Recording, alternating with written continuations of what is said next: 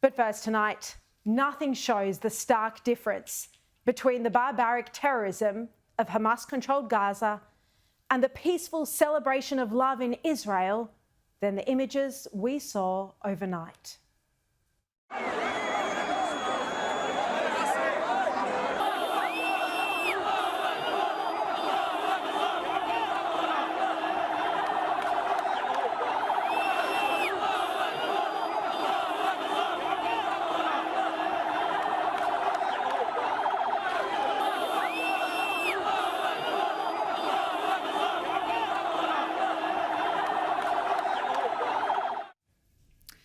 Three innocent girls, finally being freed from brutes, were surrounded by Hamas and jeering Palestinians, even as they were being put in Red Cross ambulances. This disgusting display of terrorism, of brutality, it's everything we should and do reject as a Western democracy. When we talk about misogyny and the Me Too movement, but look at this. Young girls surrounded by terrorism as they're put in Red Cross ambulances.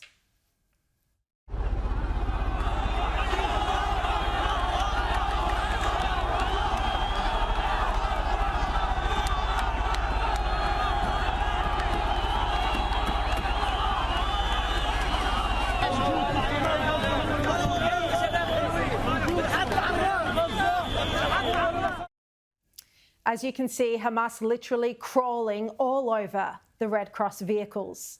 It's appalling brutality, it's beyond misogyny, it's rape culture, it's intimidation, it's terrorism and the celebration of terror. And this is the place that Penny Wong and Anthony Albanese and the entire morally corrupt federal Labor government would like to reward with statehood. It demands the recognition of Palestinians' aspirations for statehood.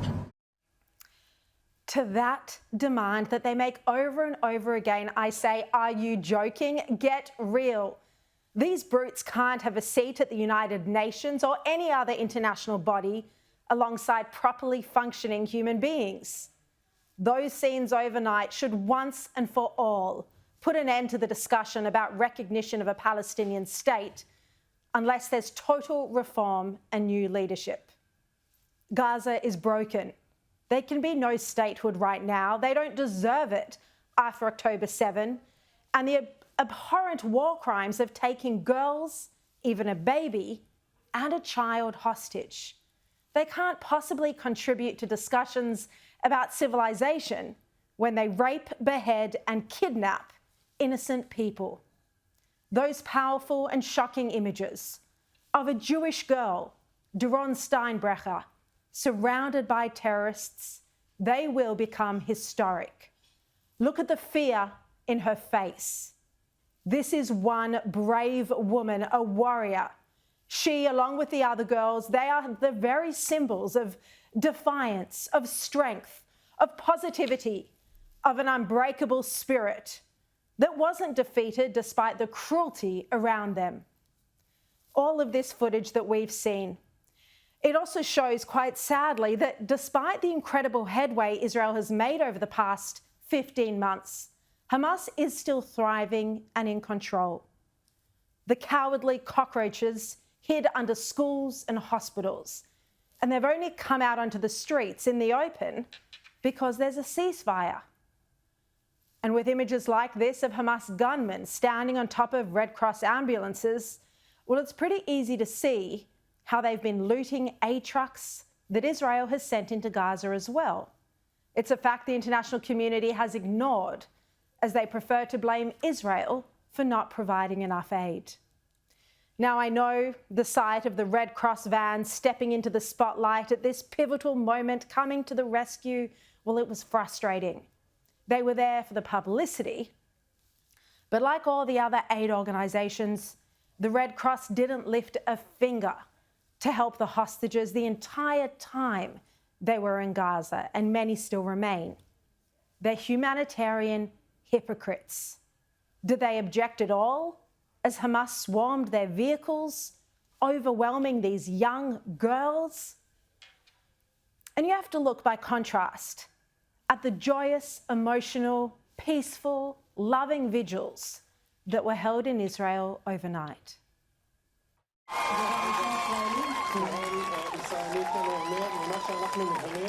זה גורם אחד ויחיד בינתיים, ולכן נגיד אפשר באמת לראות לפחות שתי חטופות שהיו ברכב. הנה אנחנו רואים שוב את התמונות, אותן עומדות על רגליהן ויוצאות בעצמן מהרכב.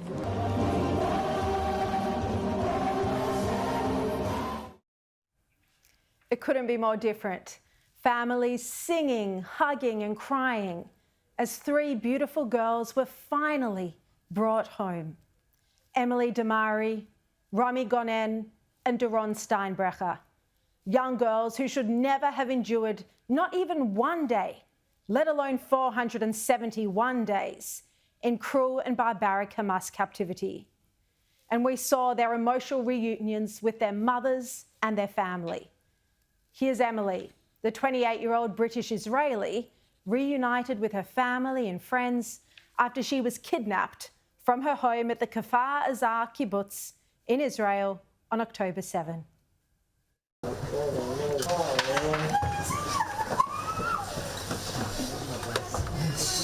Yes. Well, Hamas shot her dog and they shot her as well. And as you saw there, she's missing 2 fingers. Then there's Romy Gonen, aged 24, and she was abducted from the Nova Music Festival. And here you can see her embracing her family.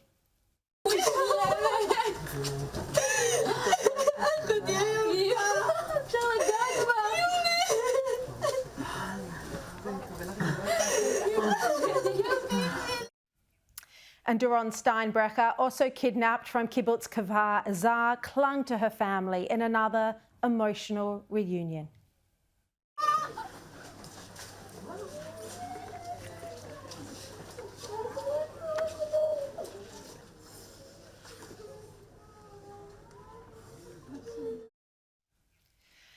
We can't even begin to comprehend the unbearable pain these girls and their families have endured for the past 15 months.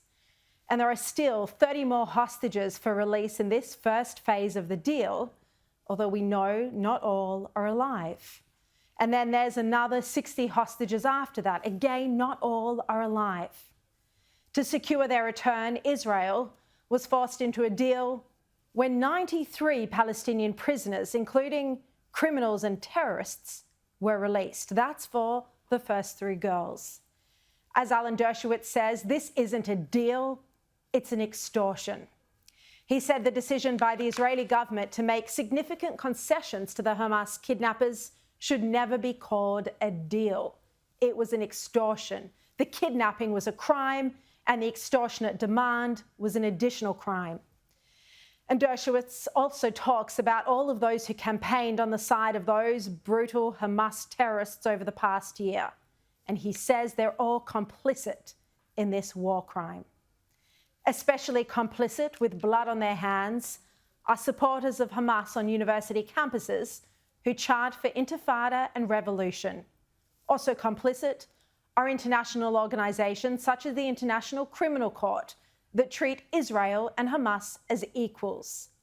Let us put the blame for all the deaths in Gaza where it belongs, on Hamas and the useful idiots and useful bigots who support murderous terrorists. Well, with Trump's inauguration tonight, our time, we should see a very different attitude to those who support terror in the West. And judging by the scenes overnight, where Hamas appears to still control the Gaza Strip, it's pretty clear that Donald Trump and Benjamin Netanyahu will inevitably need to resume the war against the terror group once this hostage release and temporary ceasefire is over. Both have said they're prepared to do this. Trump has already pledged to lift weapons restrictions on Israel that Biden had imposed. Unlike Joe Biden, unlike Albanese, Trump will support Netanyahu, and together they won't be weak on terror. It's a resolve we've desperately needed right around the world as the anti-Semites have been emboldened and our hostages, innocent as they may be, have been an afterthought.